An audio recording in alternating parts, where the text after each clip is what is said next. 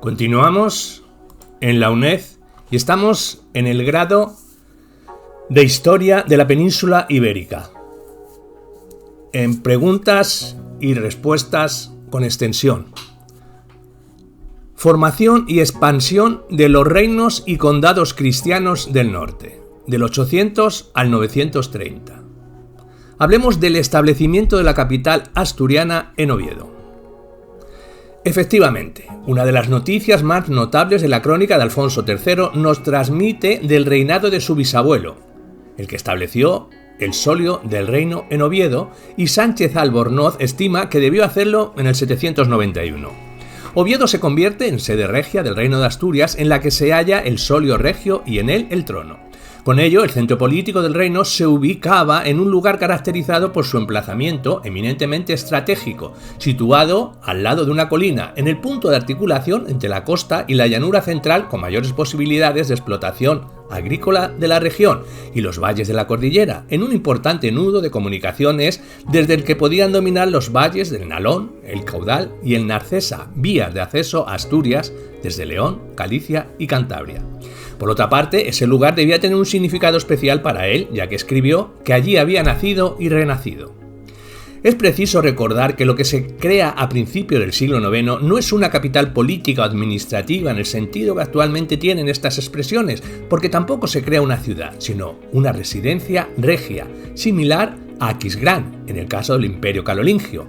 Por lo tanto, no puede decirse que la ciudad de Oviedo fuese fundada por Alfonso II.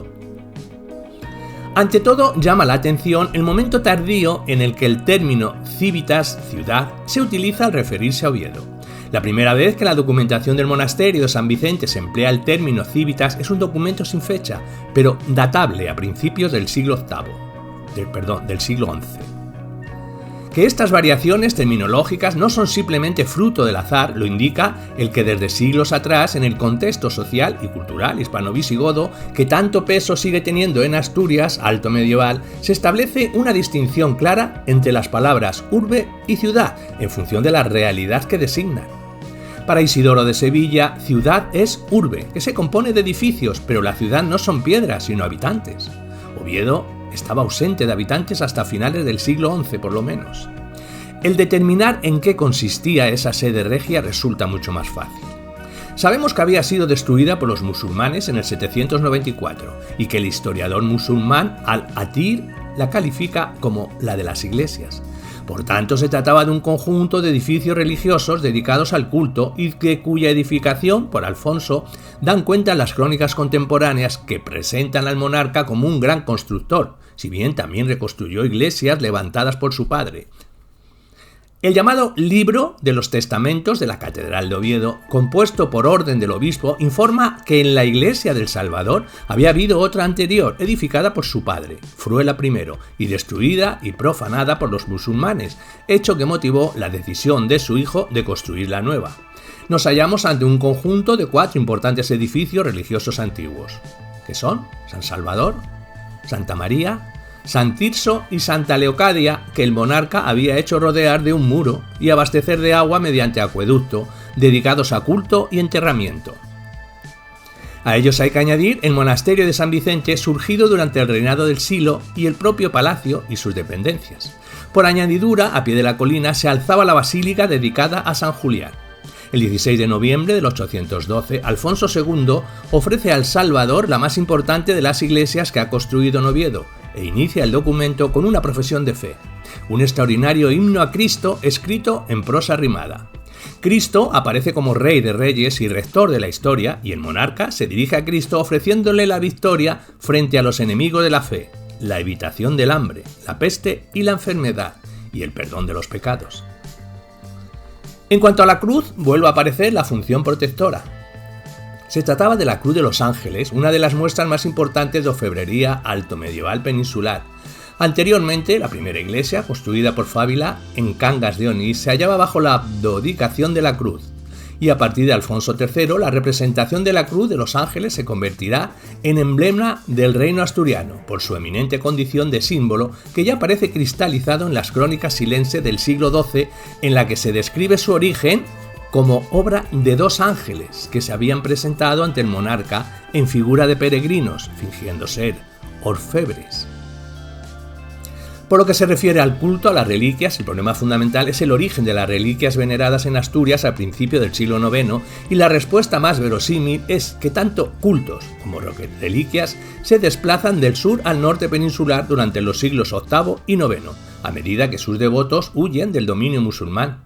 Tal ocurre con los restos de Santa Eulalia de Mérida transportados a Asturias desde Mérida durante el reinado de Silo en honor de Santa Leocadia, cuyo culto había florecido en la Toledo visigoda. Alfonso II construye un templo que es la planta inferior de lo que hoy se conoce como Cámara Santa, y el monasterio gallego de Samos fue refundado y dedicado a San Julián por el abad Argérico, un inmigrante del sur musulmán entre 842 al 50. Hablemos de la repoblación de Navarra bajo los Arista, la dinastía Arista. Tradicionalmente considerada la primera dinastía reinante en el territorio vascón pamplonés. Sus orígenes se pierden en la leyenda en parte por la escasez de fuentes coetáneas. La dinastía consta de 3 señores. El primero, Íñigo Arista, su hijo García Íñiguez, 852-882, y su nieto Fortún Garcés, 882-905. Íñigo Arista fue el primer señor de la incipiente monarquía pamplonesa, la cual se mantuvo durante 3 generaciones al frente de la aristocracia y de las tierras de Pamplona. A pesar de la escasez de documentos, el caudillaje de Íñigo Arista se puede dividir en 3 etapas. La primera etapa, hasta el año 824, donde lideró la facción contraria a la expansión carolingia. La segunda etapa, entre el 825 y el 840, que se caracterizó por la ausencia de noticias bélicas. Y la tercera, desde el 840 hasta su muerte, en el 852, que se estrecha la alianza con Musa ibn Musa y caracterizada por las continuas escaramuzas bélicas.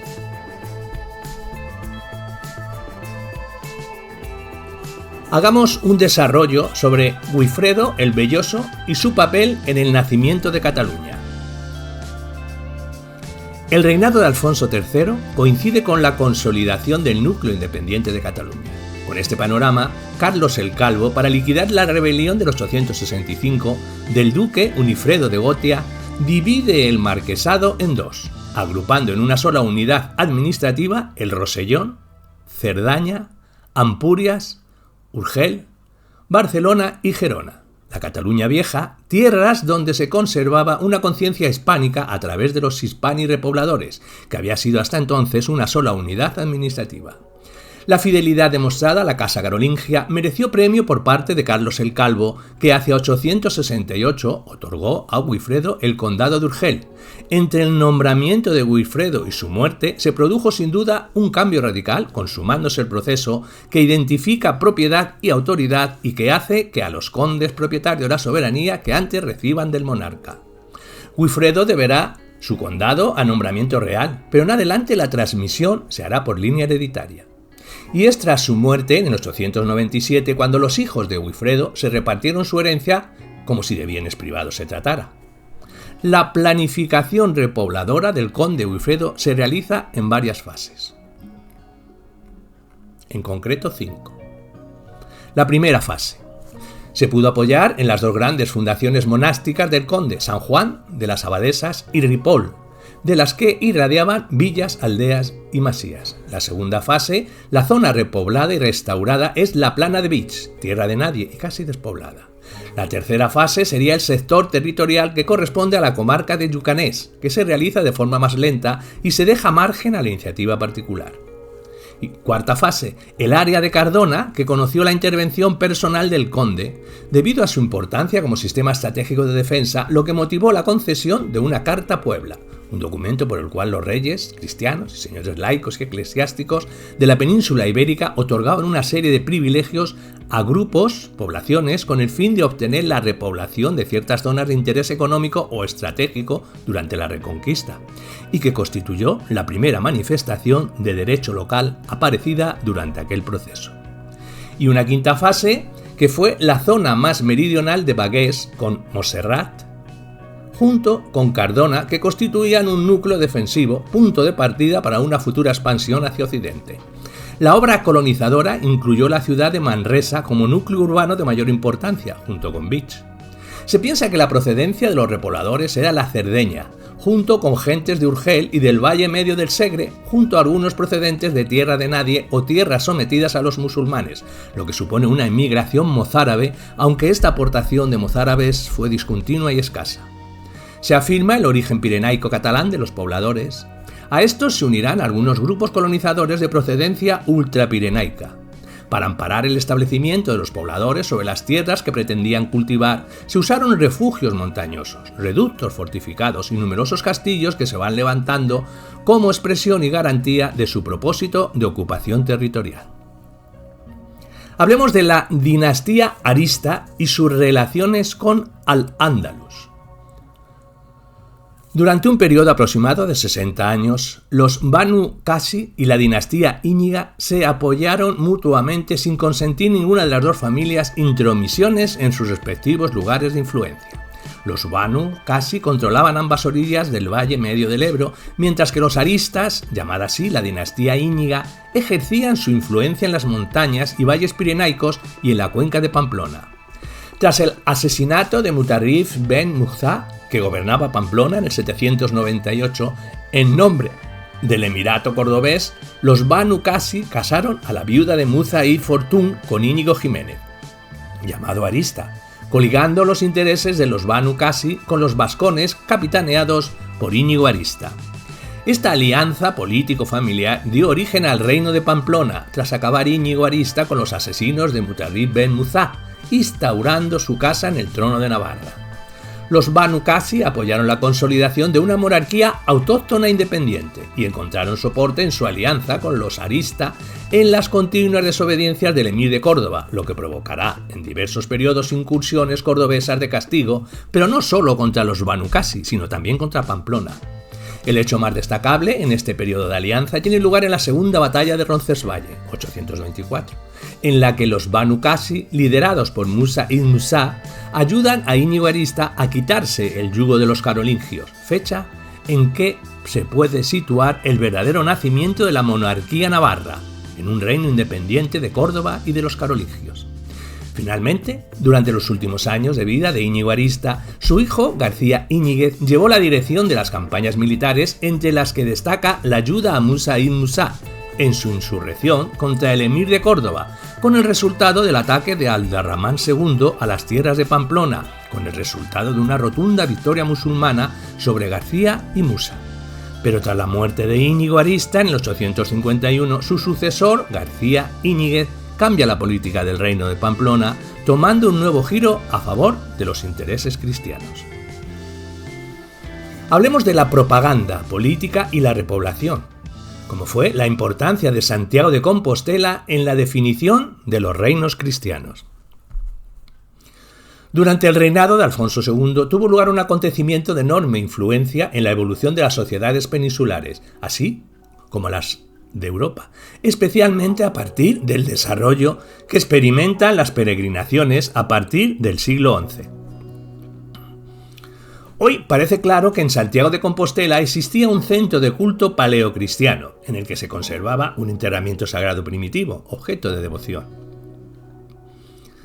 En el lugar que hoy es Santiago de Compostela existía un centro de culto paleocristiano en el que se conservaba un enterramiento sagrado primitivo que era objeto de devoción hasta principios del siglo VII, y en ese mismo periodo de tiempo, cuando aparece que se desvanece la evidencia arqueológica en Compostela, tenemos la primera indicación de culto a un santo de nombre Santiago, en el sur de la península, en Mérida, en el mismo momento en que algunos clérigos de Occidente afirman que el apóstol Santiago el Mayor había predicado en España.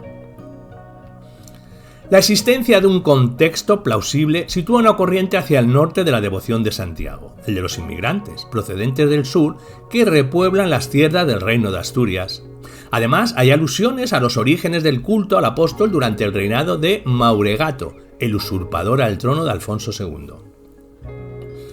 La primera creencia de que la tumba del apóstol Santiago estaba en España data del siglo IX, en el Martirologio de Usuardo, quien habría obtenido la información en el transcurso de su viaje a España.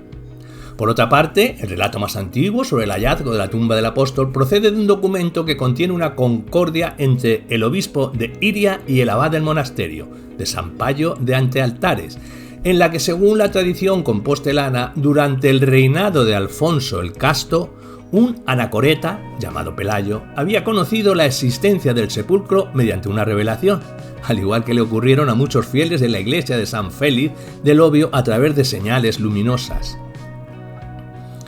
Tras descubrirse el sepulcro hecho de losas de mármol, el monarca edificó en el lugar 3 iglesias, una dedicada al apóstol, otra en honor de San Juan Bautista y la tercera dedicada al Salvador, San Pedro, y el apóstol, San Juan, estableciéndose una comunidad monástica. El hallazgo debió de producirse entre 818 y el 842, año de la muerte de Alfonso II. Además, en unas excavaciones de hace años se descubrió debajo de la nave central de la actual Catedral de Santiago el sarcófago del obispo Teodomiro, con la fecha de su muerte, 20 de octubre del 847. El hecho de que el obispo eligiera el lugar donde se habían hallado los restos mortales de Santiago y no su catedral, en Iria, indica la importancia de dicho lugar y porque Teodomiro acabó por convencerse de que las reliquias descubiertas eran del apóstol Santiago, lo que indica que se trataba de un lugar especialmente venerado como santo, como viene a confirmar unos 20 años después el testimonio de Usuardo.